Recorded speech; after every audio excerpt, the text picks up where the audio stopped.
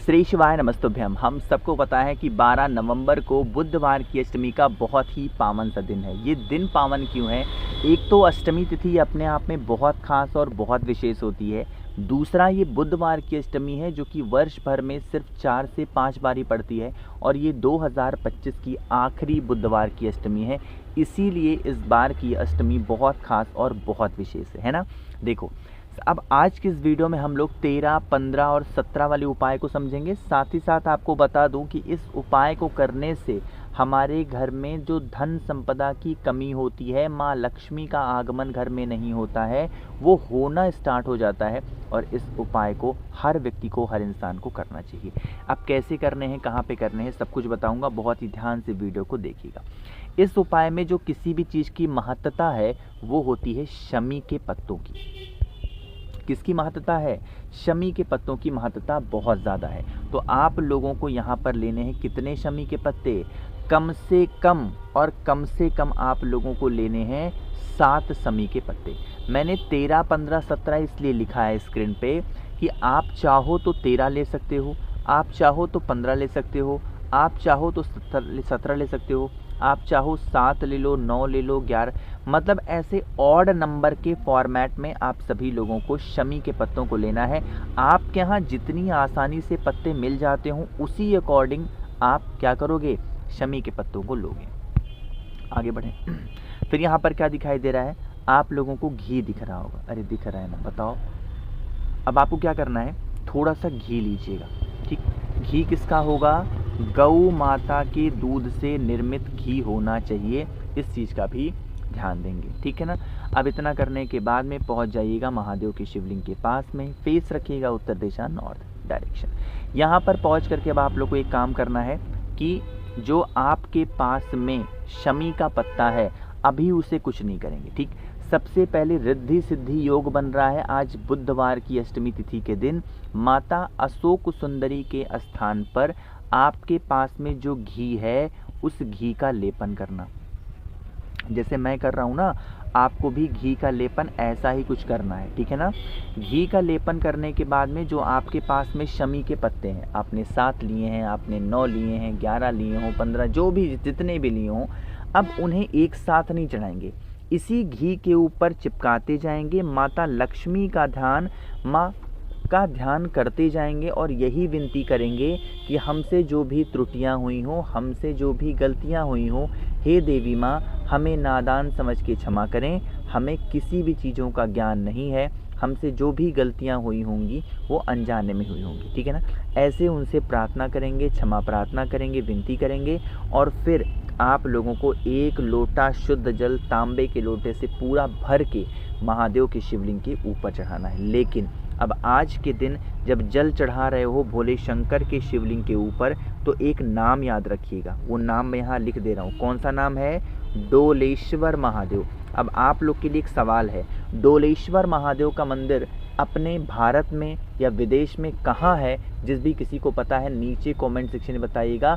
गुरुजी ने अपनी बहुत सारी कथाओं में डोलेश्वर महादेव का वर्णन भी किया है, तो आज पता चल जाएगा कि आप कथा कितने ध्यान से सुनते हो, ठीक है ना। चलो आगे बढ़ते हैं। अब इस वीडियो पे करने वाले हम लोग अपने दूसरे उपाय की तरफ, जो कि हमें लौंग के साथ करना है।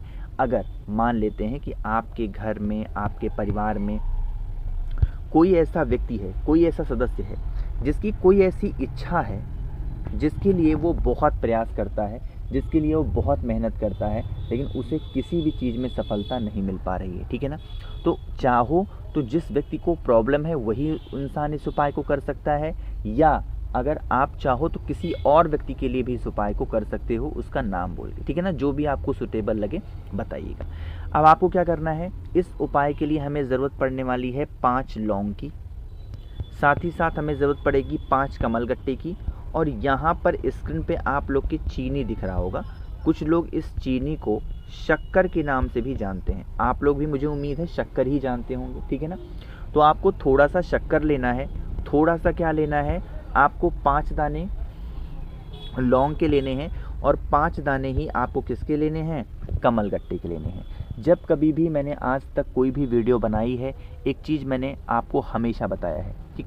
वो कौन कौन सी चीज़ें हैं? पहली चीज़ तो मैंने बताई है कि कमल गट्टा कोई ज़रूरी नहीं है कि आपको नया ही लेना है। अगर आपके घर के आसपास में भर भर के ज़्यादा मात्रा में कमल गट्टे मिल जा रहे हैं तो आप कमल गट्टा ले लो, कोई दिक्कत नहीं। लेकिन अगर आपको कमल गट्टे नहीं मिल पा रहे हैं तो आप पुराना कमल गट्टा इस्तेमाल करो। दूसरा, आपके घर के पास में जहाँ भी लौंग मिलता है तो उनसे कहना भैया हमें फूल वाला लौंग चाहिए, तो वहाँ पर 5 फूल वाले लौंग को लिए। बिना फूल लगे हुए लौंग को समर्पित करने से आपको उपाय का कोई भी लाभ नहीं मिलता है। ठीक, तांबे का पात्र लेंगे, जल भरेंगे, जल के अंदर गंगा जल डालेंगे और वही जो आप लोग शक्कर बोलते हो उस शक्कर को कलश के अंदर डाल देंगे। ठीक है ना।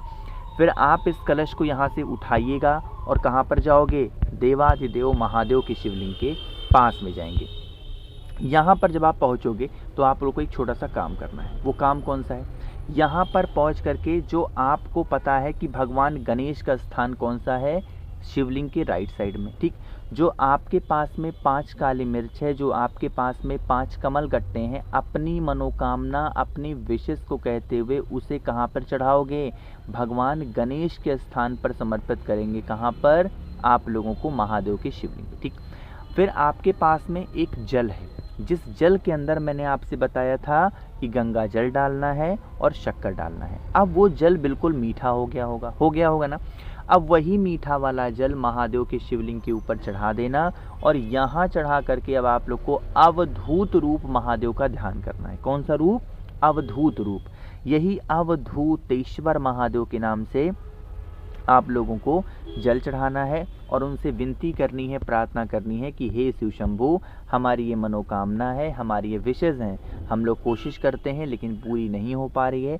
आज आपकी शरण में आए हैं, हम सभी को आशीर्वाद दें और हमारी ये मनोकामना पूर्ण हो, ऐसे विनती करिएगा। ठीक है ना।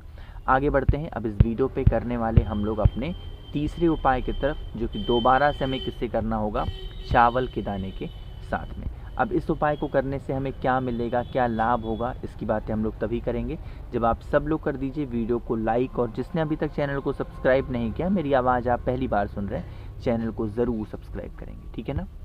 देखो, जो चावल का दाना इस्तेमाल करोगे, पहले फ़ायदे समझ लो। अगर मान लेते हैं इन केस आपके घर का कोई ऐसा इंसान है जो रोगी प्रवृत्ति का है, कहने का मतलब क्या है, कोई ऐसा व्यक्ति है जो बहुत ज़्यादा बीमार पड़ता हो, उसकी दवा करा के आप थक चुके हो, दवा ही नहीं हो पा रही है, प्रयास कर रहे हो, प्रयत्न कर रहे हो, बट कोई लाभ नहीं है, तो आप लोगों को चावल के 7 दाने लेना चाहिए। कितने लोगे, चावल के 7 दाने। चावल के दाने के साथ ही साथ आप लोगों को दूर्वा लेनी है। कितनी दूर्वा, आपको ऑड नंबर में लेनी है। आप चाहो तो 1 भी ले सकते हो, 3 भी ले सकते हो, 5 भी ले सकते हो, 7 भी ले सकते हो ना, कोई भी दूर्वा आप ले लो, कोई दिक्कत नहीं। फिर आप लोगों को तांबे के पात्र में जल को भरना है और पहुंच जाना है महादेव के शिवलिंग के पास में। आज के दिन मैंने आपको 2 ही चीज़ें दिखाई हैं। कौन कौन सी, एक तो चावल और एक तो दूर्वा। सबसे पहला काम क्या करना है, जो चावल होगा उस चावल को समर्पित कहाँ पर करोगे, माता अशोक सुंदरी के स्थान पे बिल्कुल स्लो मोशन में धीरे धीरे चढ़ाना है। विनती करिएगा, प्रार्थना करेंगे। 7 चावल के दाने को चढ़ाने के बाद में जितनी भी दूर्वा आपके पास में है, उस दूर्वा को भगवान गणेश के स्थान पर, जो कि शिवलिंग पे राइट साइड होते हैं, जो भी आपकी कामना थी, जो भी आपके विशेष थी, उस इच्छा की पूर्ति के लिए आपको क्या करना है, यहाँ पर दूर्वा चढ़ाना है। ठीक, विघ्नहर्ता भगवान गणेश से प्रार्थना करना।